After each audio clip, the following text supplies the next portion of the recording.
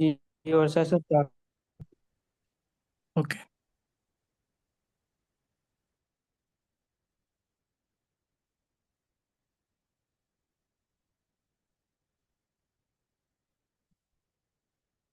अस्सलाम वालेकुम। Is my screen visible? Yes, visible है। ओके।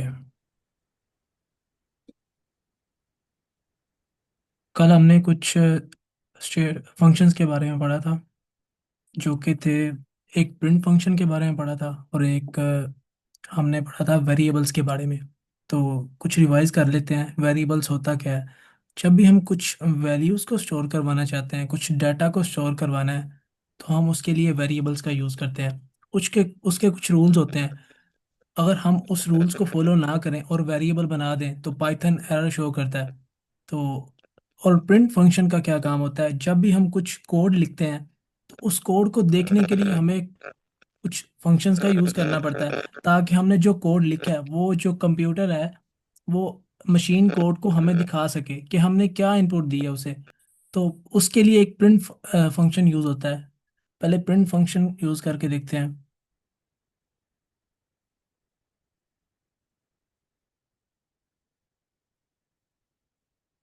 लेट्स से हम एक वेरिएबल बनाते हैं एज के नाम से, एंड उसमें हम कुछ एज स्टोर करवाते हैं।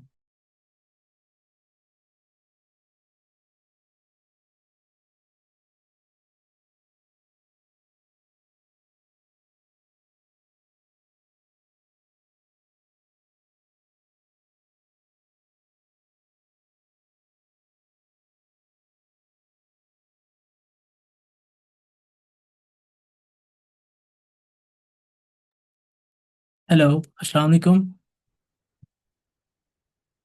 वालेकुम अस्सलाम सर। सर, मेरी आवाज़ आ रही है? शायद कट ऑफ हो गया जी था। जी सर, आपकी सर, जी जी आपका टाफ हो गया। मैं प्रिंट फंक्शन के बारे में बात कर रहा था। जब भी हम कुछ कोड करते हैं ना, तो उस कोड को हमें दिखाने के लिए, आउटपुट शो करने के लिए एक फंक्शन यूज होता है पाइथन में, जिसका नाम है प्रिंट फंक्शन। अब फॉर एग्जांपल, लेट्स से हमने एक वेरिएबल बना दिया एज के नाम से। अब उस वेरिएबल को हमने कंप्यूटर को दिया है। अब कंप्यूटर किस तरह स्टोर करता है, और हमें कंप्यूटर ने जो स्टोर किया उस वैल्यू को देखना है। तो हमें उसके लिए एक प्रिंट फंक्शन है, उसको यूज़ करना पड़ेगा। इधर हम यूज़ कर रहे हैं प्रिंट फंक्शन, जिसका कुछ सिंटैक्स इस तरह है। और इसमें हम एज, जो हमने वेरिएबल बनाया था, सेम एज इट इज़ उसी नेम को हमने प्रिंट फंक्शन के अंदर लिख देना है, ताकि हम उस वैल्यू को, उस एज को हम एक्सेस कर सकें।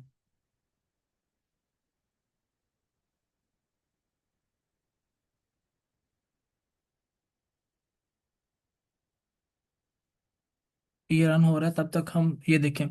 उसने वो वैल्यू जो हमने एक वेरिएबल में स्टोर की थी, वेरिएबल को एज अ हम बॉक्स ले सकते हैं। जो 30 है ना, वो एक बॉक्स में जिसका नाम है एज, उसमें जाके उसने स्टोर करवा दी, और उस एज को हमने प्रिंट करवा के देखा है कि भाई हमारे पास जो हमने वैल्यू स्टोर की थी वो स्टोर हुई है या नहीं हुई। फॉर एग्जांपल, हम कोड में कुछ एरर शो कर सकते हैं इस तरह। तो अब देखते हैं। अब ये देखिए, हमने कोड में कुछ एरर शो की, हमने सही इनपुट दी नहीं है उसे। तो हमने कोड देखा, हमारे कोड में कुछ गलती थी, और गलती किस लाइन पे थी उसने ये भी बता दिया। अब हम जब उस एरर को अच्छी रिजोल्व करते हैं, तो दोबारा रन किया, तो सेम एज इट इज उसने इनपुट दे, आउटपुट दे दिया हमें। एंड इसके बाद अब, जो रियल लाइफ सिनेरियोज में जो प्रोग्राम होते हैं ना, वो हार्ड कोड नहीं होते। मीन के उसमें यूजर से इनपुट ली जाती है। फॉर एग्जांपल, हम कैलकुलेटर यूज़ करते हैं। कैलकुलेटर में हम अपनी मर्जी का नंबर्स इनपुट देते हैं। अगर कैलकुलेटर में नंबर ही ना हो तो कैलकुलेटर यूजलेस हो जाता है। इसलिए हम उसके लिए एक इनपुट फंक्शन होता है हमारे पास, इनपुट फंक्शन का यूज़ करते हैं। इनपुट फंक्शन का सिंटैक्स कुछ देखते हैं पहले।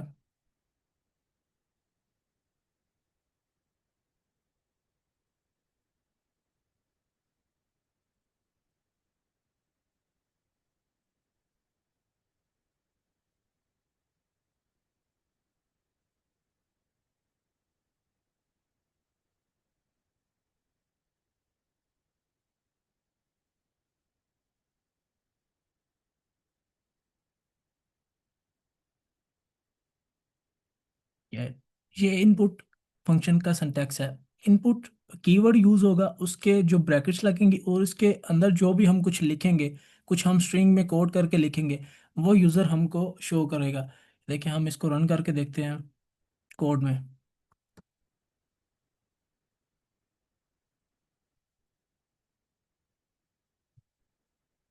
ये देखिए, जो भी हमने एक स्ट्रिंग में लिखा जो इनपुट फंक्शन था, तो उसने हमें एज इट इज़ शो करवा दिया।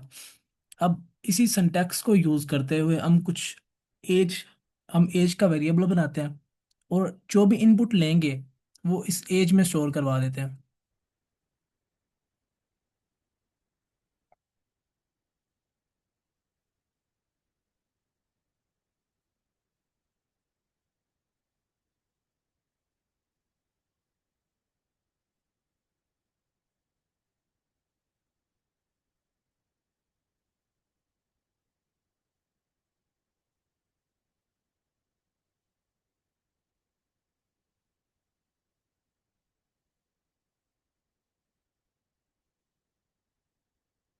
ये देखें, हमने एज में ये इनपुट फंक्शन लगाया, और फॉर लेट से आप अज्यूम करें कि हमने जो भी ये इधर एज एंटर करनी है, ये एज हमारे जो एज वेरिएबल बनाया था उसमें स्टोर हो गया। अब हम इस एज को प्रिंट करना चाहें तो इधर हम इस तरह लिख सकते हैं कि हमने एज लिखी और उसने हमें प्रिंट करवा के दे दी। अब इस हार्ड कोड में क्या हो रहा था कि जितनी दफ़ा मर्जी हम इस कोड को रन करें ना, तो इसने हमें 30 देना है। हाँ, ये देख, इस कोड को अगर हम रन करें, इसने हमसे एज पूछनी है, तो ये ज़्यादा फ्लेक्सिबल हो गया, ये ज़्यादा इंटरैक्टिव हो गया। एक प्रोग्राम जो ज़्यादा इंटरैक्टिव हो वो ज़्यादा यूजफुल होता है रियल लाइफ सिनेरियोज में। अब हमने कुछ और इनपुट दी, तो उसने हमें डिफरेंट इनपुट दी, आउटपुट दी। तो इस तरह ये इनपुट फंक्शन रन होते हैं। एंड नेक्स्ट है हमारे पास एफ स्ट्रिंग। एफ स्ट्रिंग क्या होती है?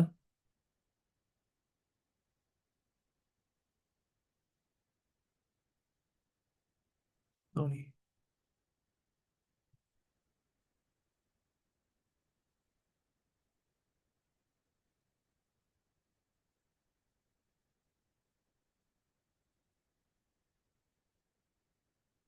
स्ट्रिंग को कहते हैं फॉर्मेटेड स्ट्रिंग। अब हमने ना कुछ सिनेरियोज होते हैं हमारे पास कि हमने वेरिएबल्स को और टेक्स्ट को कंबाइन करना होता है। अब उसके बगैर, एफ स्ट्रिंग के बगैर भी हम कंबाइन कर सकते हैं, जैसे कि पहले वो देखते हैं ताकि एग्जांपल अच्छी तरह समझ आ जाए। अब हम इधर से यूजर से नेम भी इनपुट ले लेते हैं।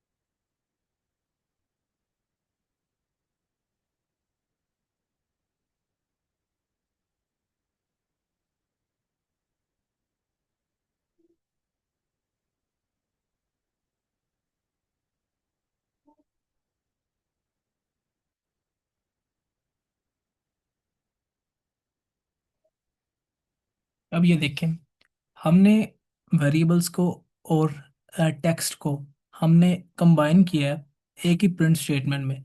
लेकिन ये हमें बार बार ये ऑपरेटर्स यूज़ करने पड़ रहे हैं, और ये कोड जो होता है ना इस तरह का, वो ज़्यादा क्लीन कोड नहीं होता।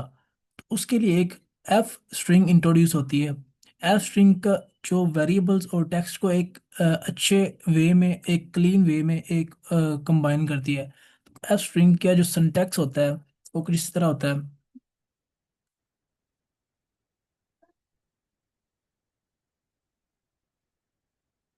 इसमें कुछ टेक्स्ट आ जाता है एंड देन कुछ वेरिएबल्स आ जाते हैं इसमें।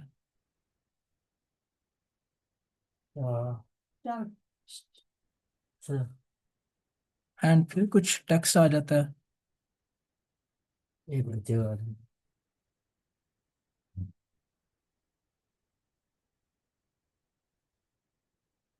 फिर कुछ वेरिएबल्स आ जाते हैं।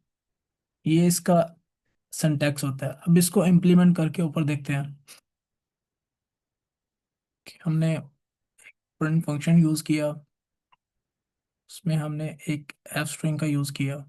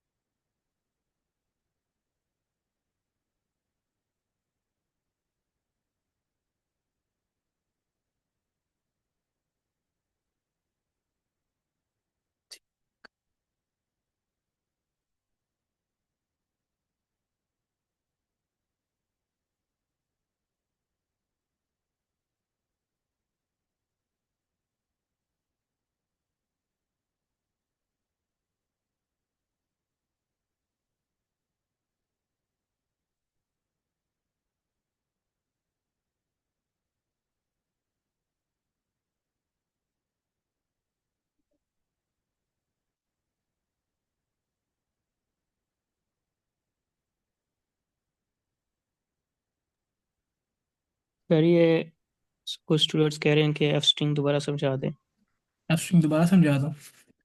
एफ स्ट्रिंग इंट्रोड्यूस तब होता है कि जब हमारे पास कुछ वेरिएबल्स होते हैं और कुछ हमने टेक्स्ट को मर्ज करना होता है एक अच्छा कोड बनाने के लिए। अब हमारे पास देखें नेम होता है और एज होती है। अब हमने उसको कहना है कि hello Ali your age is 30। अब हमारे पास नेम है और एज है। नेम और एज जो है ना, एक स्ट्रिंग है और एक नंबर है। अब होता क्या है, जो अब इसको क्या करते हैं कि जब हमने प्रिंट में लिखना होता है ना, तो कुछ हेलो को हम टेक्स्ट में लिखते हैं, लाइक अ स्ट्रिंग में लिखते हैं, और कुछ ऑपरेटर्स के साथ, प्लस के साथ, मीन के जब प्लस के साथ हम कुछ ऐड करते हैं उसके साथ हम नेम लिख देते हैं ताकि वो उस स्ट्रिंग को हेलो के साथ कनेक्ट कर दे। इसको कनेक्ट करने के लिए एक अच्छा कोड बनाने के लिए, फॉर एग्जाम्पल, और योर एज, एज को भी साथ कनेक्ट करने के लिए हम इस तरह कोड बनाते हैं। लेकिन इस कोड को हमें अच्छा बनाने के लिए ये यूज़ ना करना पड़े, हमें ये ऑपरेटर्स बार बार यूज़ ना करने पड़े, इस तरह एक सिंपल एफ स्ट्रिंग बना के हम इस कोड को अच्छा बना सकते हैं। एफ स्ट्रिंग का यही पर्पज़ है, ताकि हमारा जो कोड है वो ज़्यादा क्लीन हो जाए। समझ आया? अब ये दोबारा समझा दूँ?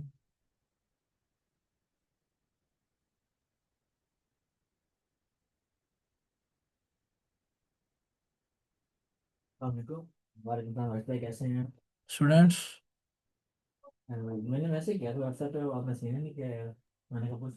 आप बाद में उसके बाद दोबारा बताइए। एक सेकेंड।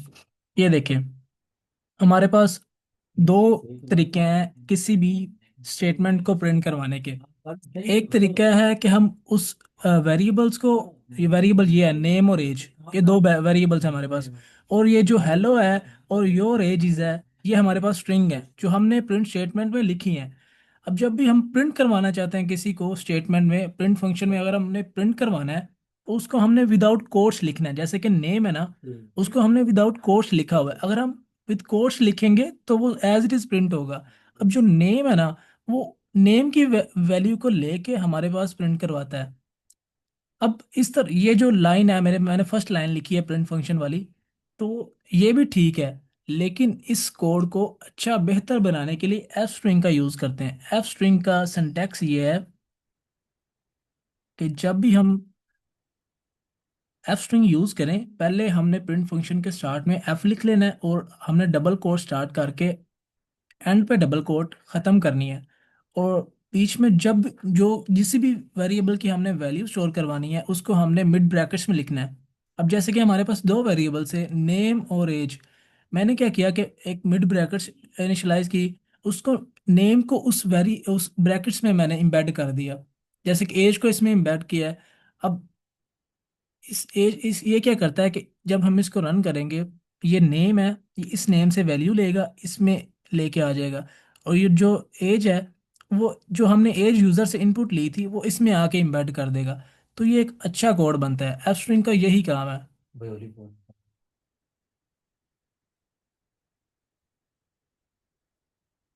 अभी भी किसी का कोई क्वेश्चन है?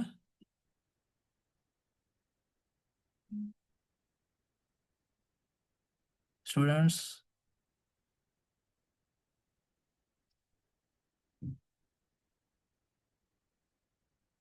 जैन? जी। यार क्वेश्चन है किसी का? ये चलूं आगे? नहीं, स्टार्ट करें, आगे करें। ओके। फिर भी यार किसी को कोई समझ नहीं आती वो एंड पे पूछ सकता है। तो एफ स्ट्रिंग का एक और बेनिफिट बताता हूँ आपको। एफ स्ट्रिंग का एक और बेनिफिट है कि हमारे पास जो इनपुट लेता है ना यूज़र, यूज़र इनपुट देता है। फॉर एग्जांपल एज यूज़र ने इनपुट दी है, तो जो एज थी वो उसने इंटीजर में दी है। तो जो पाइथन है वो उसे बाय डिफॉल्ट जो इनपुट जो हम लेते हैं यूज़र से वो इसको एज अ स्ट्रिंग कंसिडर करता है। तो जो हम जब हम एफ स्ट्रिंग का यूज़ करते हैं तो वो जो कन्वर्जन ऑफ डाटा टाइप्स होती है ना, हमने टाइप कास्टिंग की बात की थी कल, कि जब एक टाइप को दूसरी टाइप में कन्वर्ट करना हो, अगर इंटीजर को स्ट्रिंग में कन्वर्ट करना हो, तो हमें बाय डिफॉल्ट मतलब कि प्रोग्रामर खुद करता है। दो तरीके होते हैं, एक तो इम्प्लिसिट टाइप कास्टिंग होती है जिसमें कंपाइलर खुद ब खुद ही कर देता है, जिसकी वैल्यू ज़्यादा होगी वो खुद ब खुद ही कर देगा। इसमें क्या होता है कि हमने इसमें एम्बेड कर दिया एज। अब एज अगर इंटीजर में है तो वो स्ट्रिंग में ऑटोमेटिकली कन्वर्ट हो जाएगा, हमें करने की ज़रूरत नहीं है। एफ स्ट्रिंग का ये भी बेनिफिट है।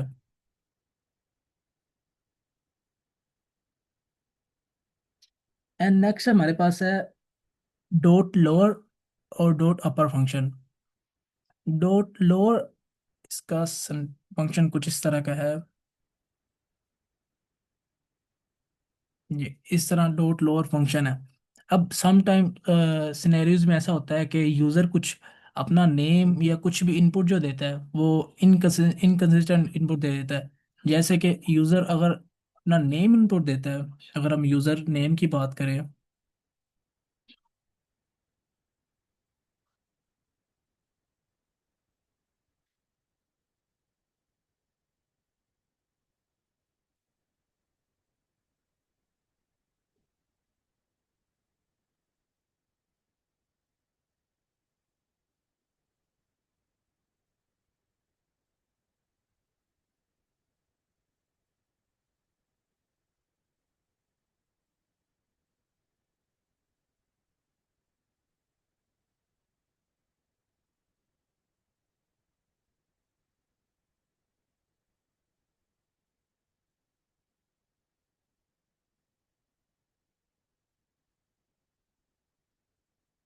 Ô má hình dành là mình rồi.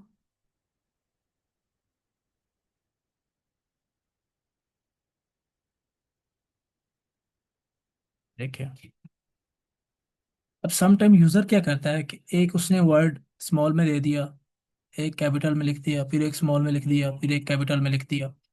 तो ये जो होती है ना, ये इनकंसिस्टेंट इनपुट होती है। तो इसको हमें एक कंसिस्टेंट फॉर्मेट में लाने के लिए कुछ समटाइम्स ईमेल में या कुछ सब हेडिंग्स में, तो इस तरह एक सेम फॉर्मेट, सेम वर्ड्स की, सेम लेटर्स की कंसिस्टेंसी इंपॉर्टेंट होती है। तो उसको कन्वर्ट करने के लिए हमारे पास डॉट लोअर फंक्शन पाइथन देता है, जिसको यूज़ करके हम इसको कंसिस्टेंट फॉर्मेट में बना सकते हैं। अब हमने इनपुट इसको इनकंसिस्टेंट ही देनी है, और पाइथन ने क्या किया कि उसको एक कंसिस्टेंट फॉर्मेट में बना के दे दिए। अब मैंने एस और डी को कैपिटल रखा था, लेकिन पाइथन ने जब हमें वैल्यू रिटर्न की उसने क्या किया, उसने एक कंसिस्टेंट फॉर्मेट बना के दे दिया। अब कुछ केस ऐसे भी होते हैं कि जिसमें हेडिंग्स होती हैं, जो नेम्स होते हैं हमारे, तो उसमें अपर केस बड़ा इंपॉर्टेंट होता है कि आपके सारे वर्ड्स कैपिटल लेटर्स में ही होने चाहिए।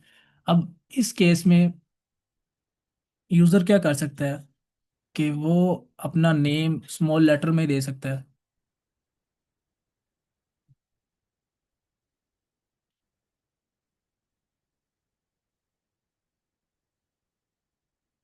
अब जो लोअर था उसने तो लोअर ही रहने दिया, और जो अपर फंक्शन था ये सेम एज इट इज है, बस नेम का फर्क है। अपर केस ने क्या किया, उस जो नेम को है वो कैपिटल लेटर्स में कन्वर्ट कर दिया, जो यूजुअली हेडिंग्स में और हमारे नेम्स के जो सीवी होती है उसमें यूज़ होते हैं, या समटाइम वेबसाइट में हमारा जो नेम है वो कैपिटल लेटर्स में होना चाहिए। तो इसके लिए अपर और लोअर फंक्शन यूज़ होते हैं। आज के लिए हमारा टॉपिक इतना ही था। और किसी को कोई क्वेश्चन है तो वो हम डिस्कस कर सकते हैं।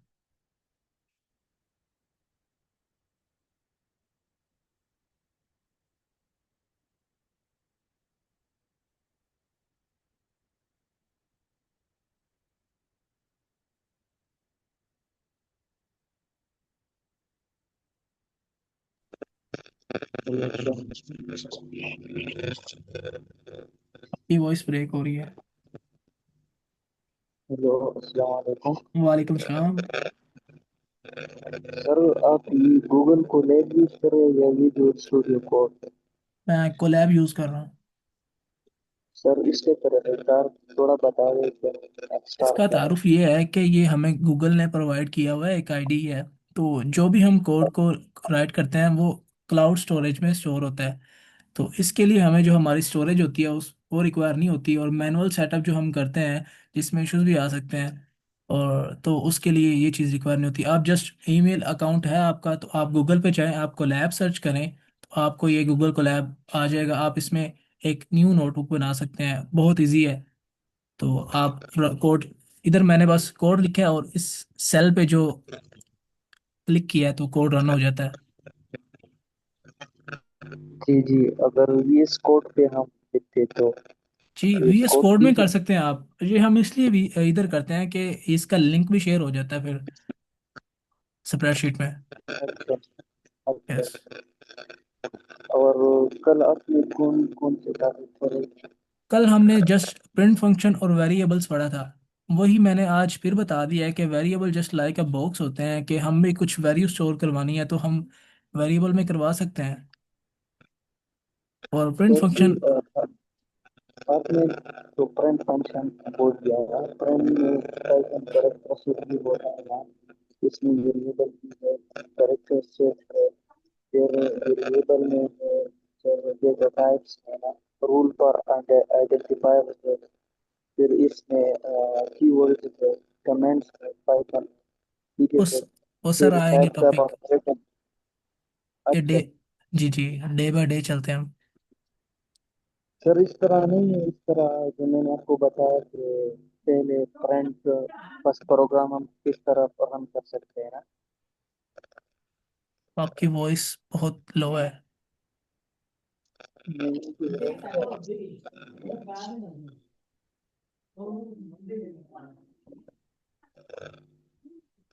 इस तरह एक आप आप सही कह रहे हैं कि आप डे बाय डे है, लेकिन आप जो एफ स्ट्रिंग में जाते हैं ना, फ्रंट से डायरेक्ट आप एफ स्ट्रिंग जाते हैं, ये तो बाद में आता है ना सर। जी जी, पर हमने डिज़ाइन कुछ इस तरह किए हैं। अगर आपको फिर भी कुछ समझ नहीं आ रही तो हम बता सकते हैं। सर मैंने तो पाइथन किया है यूट्यूब से ना। जी मैं इस तरह किया है, पहले फ्रंट फर्स्ट प्रोग्राम किस तरह लिखना है, फिर इसके बाद पाइथन करेक्टर से कि इसमें यूज होता है ना, पेजेस यूज होता है, स्पेशल सिंबल यूज होता है ना। जी फिर इसके बाद जो है ना वेरिएबल है, वेरिएबल टॉपिक से वेरिएबल में फिर वेरिएबल का टाइप भी बताता है ना पाइथन। जी फिर इसके बाद हमारे पास है रूल फॉर आइडेंटिफायर, जो अ, इसमें जो अंडरस्कोर है upper case lower case letters है ना।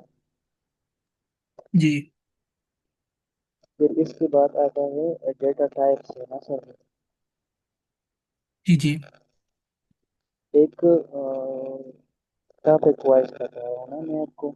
इंटीजर है, स्ट्रिंग है, फ्लोट है, बूलियन है, नन डेटा टाइप है। फिर इसके बाद कीवर्ड होता है ना, जस्ट लाइक जी सर, मैं डिक्शनरी में आपकी जो बात कीवर्ड समझ है। रहा हूँ। हमने कल जी कुछ सर। वेरिएबल्स और डेटा टाइप्स के बारे में बात की थी। ये कोर्स जो है ना, ये एब्सोल्यूट बिगिनर्स के लिए है जो इसको पाइथन नहीं आती, तो उनको पाइथन की अंडरस्टैंडिंग डेवलप करनी है। तो उसके लिए जो है ना, जी सर। कुछ मेन चीज़ें वो हम पढ़ा रहे हैं, ताकि जस्ट अंडरस्टैंडिंग डेवलप हो, तो बाद में वो खुद भी सीख सकते हैं। जी सर। जी सर। सर मेरा भी फर्स्ट क्लास है, मैं यहाँ पर हमारा फर्स्ट क्लास है ना, मैंने ये जगह पे किस तरह पढ़ा रहा है लेकिन ये ठीक है सर। जी।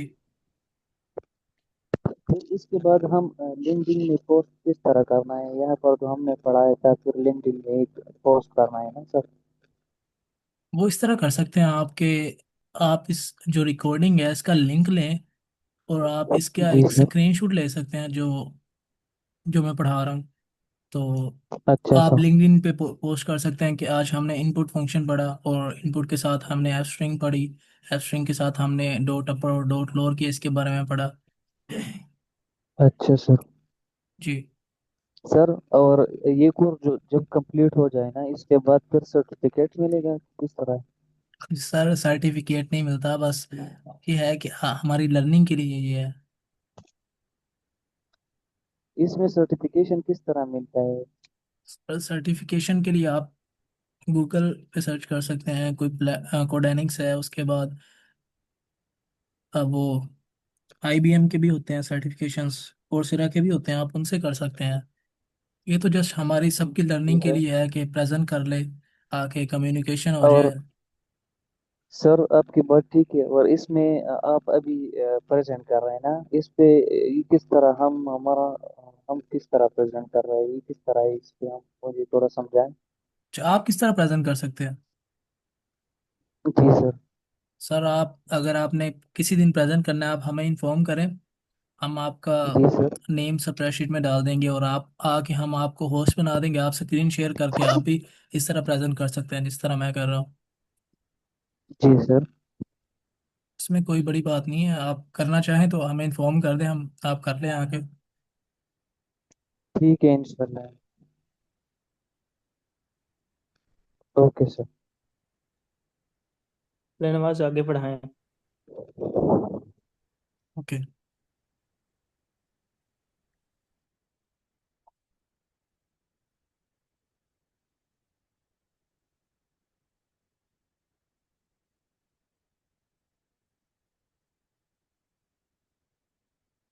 अब ये क्या करता है, जो डॉट लोअर और डॉट अपर केस क्या करता है कि ये हमारी वैल्यूज को कन्वर्ट तो कर देता है, लेकिन ये स्टोर नहीं करता। अब हमें इस वैल्यूज को सेम स्टोर करवाने के लिए, फॉर एग्जांपल हमने एक वैल्यू ली, यूजर से उसका नेम लिया, उसको डॉट अपर केस में कन्वर्ट तो कर दिया, लेकिन उसको एक वेरिएबल में स्टोर करवाना है जिसको हम क्लीन नेम कह सकते हैं।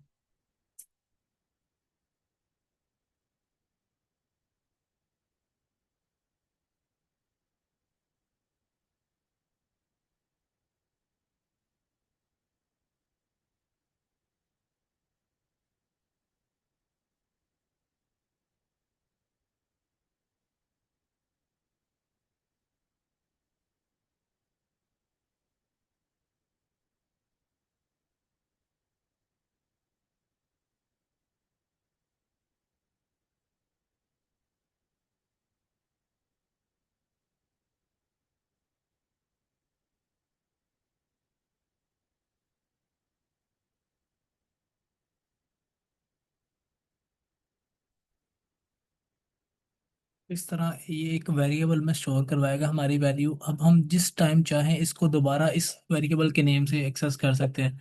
लेकिन अगर हम ये ना करें, तो जब भी हमें एक्सेस करना पड़ेगा तो हमें इस प्रिंट यूज़र और डॉट अपर के साथ हर टाइम एक्सेस करना पड़ेगा। तो एक अच्छा वे ये है कि आप इसको एक वेरिएबल में स्टोर करवा दो, और वेरिएबल में स्टोर करवा के आपको जब भी एक्सेस करना हो तो आप एक वेरिएबल को एक्सेस करो, ना कि दोबारा से आप एक फंक्शन को लिखो। अब एक सिनेरियोज और क्रिएट कर सकते हैं। वैसे इसका सबसे जो बेस्ट सिनेरियो है वो ये हो सकता है कि हमारे पास कुछ वेबसाइट्स होती हैं, उनके ऊपर हमने जो नेम है वो अपर लेटर में करना होता है, हम्म, तो बजाय लोअर के हम उसकी जगह अगर अपर यूज करें तो वो बेस्ट एग्जांपल होगी। जी जी, थैंक यू।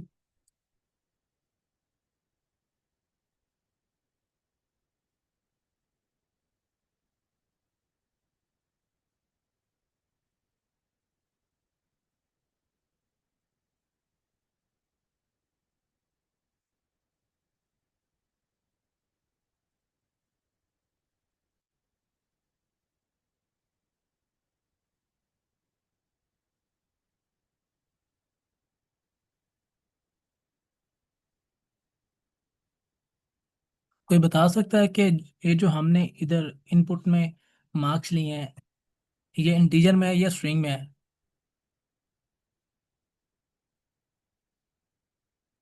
सेटिंग में सर। स्ट्रिंग या इंटीजर? सेटिंग सर, सर ये क्योंकि इनपुट। सर ये स्ट्रिंग है, लेकिन आपने इनपुट की टाइप पे आपने कन्वर्ट किया है ना।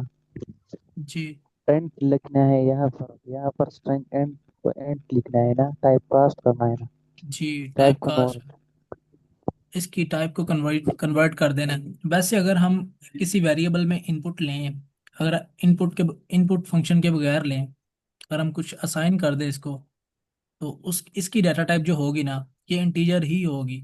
लेकिन इनपुट के केस में क्या करता है कि वो जो भी वैल्यू लेता है उसको स्ट्रिंग में कन्वर्ट कर देता है। तो उसको कन्वर्ट करने के लिए इंटीजर में हमें खुद टाइप कास्ट करना पड़ता है वैल्यू को।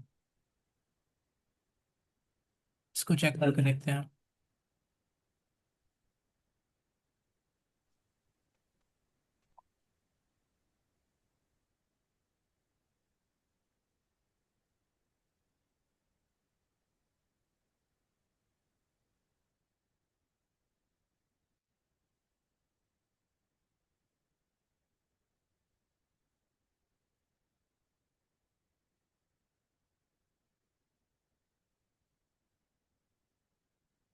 ये देखिए, उसने जब इसकी टाइप को हमने चेक किया, उसने इंटीजर दिया। अब इसकी टाइप को चेक करते हैं।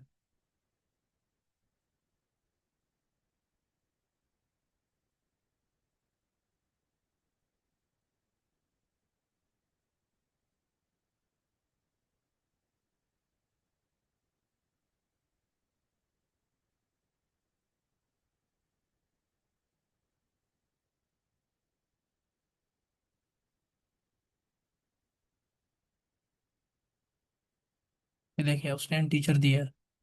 I think was wrong.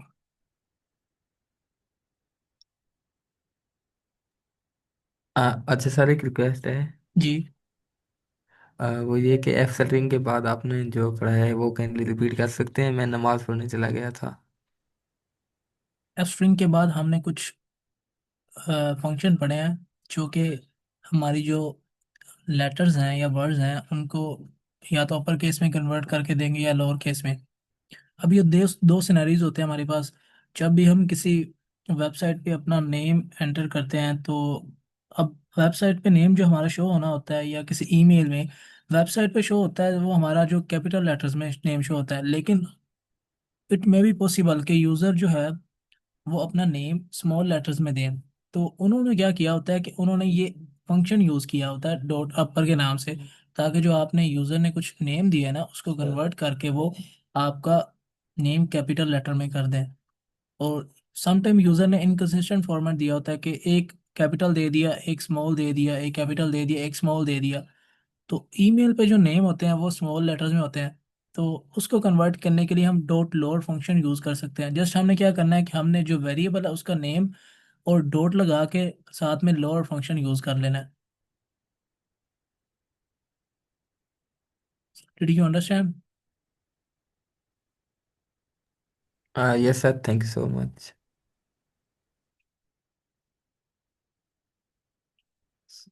अब इसमें कोई बता सकता है कि हमारे पास इंटीजर क्यों आया इसकी टाइप?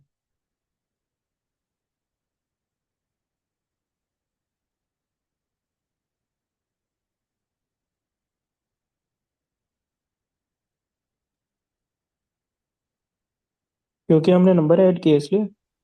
सर आई थिंक मैंने खुद स्टडी किया था, जो पाइथन बाय डिफॉल्ट लेता है वो इनपुट वो स्ट्रिंग लेता है, आई थिंक इधर कुछ।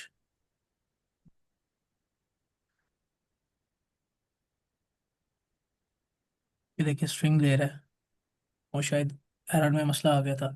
अब इसको टाइप कास्ट करेंगे।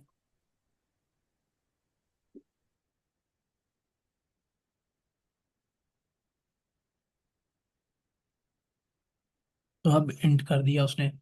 इस तरह डाटा टाइप की कन्वर्जन्स होती हैं। आज के लिए हमारा ये इतने ही कॉन्सेप्ट थे बस। और फिर भी किसी को कुछ समझ नहीं आया तो वो पूछ सकता है।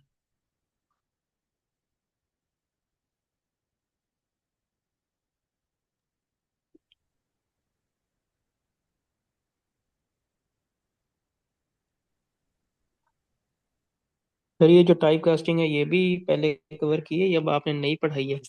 ये मैंने जस्ट ना वो साथ में आ गया था तो मैंने पढ़ा दी टाइप कास्टिंग को भी। अभी टॉपिक आया नहीं, लेकिन जस्ट मैंने एज अ एग्जाम्पल समझा दिया कि कुछ टाइप कास्टिंग भी ठीक है। होती है।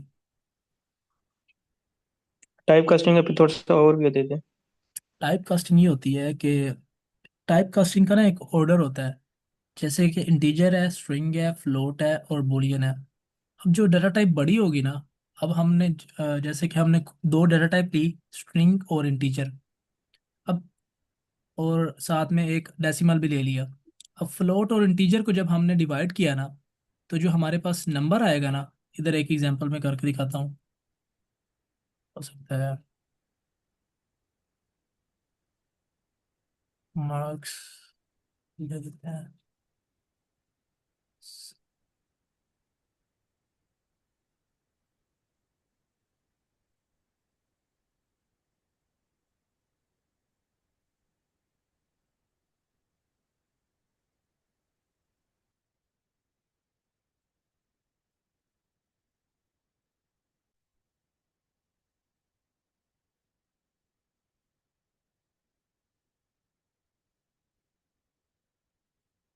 तो ये देख सकते हैं आप, जो ये नंबर आया ना हमारे पास, हमने डिवाइड किया। हालांकि हमारी वैल्यू जो थी ना वो बड़ी थी इंटीजर वाली, लेकिन हमारे पास एक और वैल्यू थी जो जो कि डेसिमल पॉइंट में थी, फ्लोट वैल्यू। तो जब उसने हमें रिटर्न की, तो उसने क्या किया, उसने हमें एक फ्लोट वैल्यू हुई रिटर्न की, क्योंकि ये एक ऑर्डर है। ये इम्प्लिसिट टाइप कास्टिंग हो रही है कि ये पाइथन खुद ब खुद ही टाइप कास्ट कर रहा है कि एक जो हमारे पास ये वैल्यू आई थी मार्क्स में, उसको वो खुद ही चेंज कर रहा है फ्लोट में, क्योंकि जो उस ऑर्डर था ना, रैंक था उसका फ्लोट वैल्यू का वो ज़्यादा सा इंटीजर से। तो इसलिए अगर हम इसको मार्क्स को इंटीजर में कर दें, तो इट मे बी पॉसिबल कि ये रिटर्न करे हमारे पास इंटीजर वैल्यू।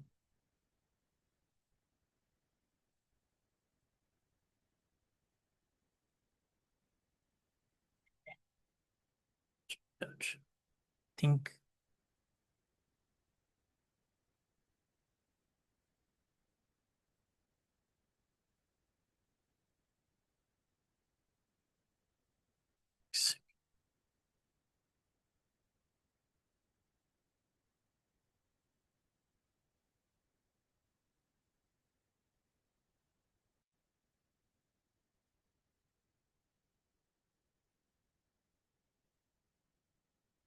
ये देखिए सर, जब हमने टाइप कास्ट किया, ये इम्प्लिसिट टाइप कास्ट हो गई है, तो हमने उसे इधर फ्लोट वैल्यू रिटर्न किया था, लेकिन हमने उसको अगेन इंटीजर में कर दिया। ये होती है एक्सप्लिसिट टाइप कास्टिंग। ये इम्प्लिसिट होती है और ये एक्सप्लिसिट होती है, जो प्रोग्रामर खुद करता है। अब इधर हमने खुद इंटीजर में कन्वर्ट किया, इधर वो खुद पाइथन खुद इसको फ्लोट में कन्वर्ट कर रहा है बेस्ड ऑन ऑर्डर। तो जब हमने इसकी टाइप चेक की थी तो उस वक्त इसने हमें स्ट्रिंग क्यों शो किया, वहां फिर ये क्यों नहीं वो इस तरह होता है ना, मैंने implicit पहले भी type किया है, तो casting किया? पहले किया था ना, तो ये इसका एरर इशू आ जाता है। अब मैंने इसको अगेन स्टॉप करके चेक किया ना, तो इसने सही दिया है।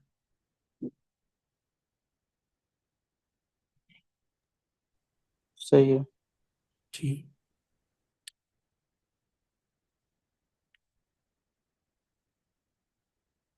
जी सर, किसी और का कोई क्वेश्चन?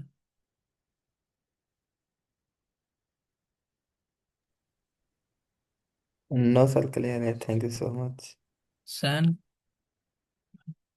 मीटिंग एंड कर सकते हैं आप। जी जी, पूछ लें, अगर किसी का क्वेश्चन नहीं है तो मीटिंग एंड कर लें। किसी ने क्वेश्चन करना है तो कर सकते हैं अभी आप।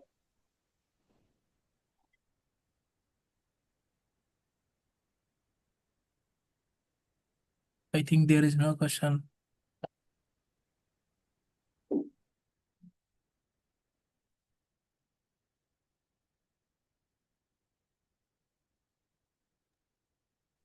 चलिए फिर मीटिंग एंड कर लें। ओके, मैं रिकॉर्डिंग स्टॉप कर रहा हूँ।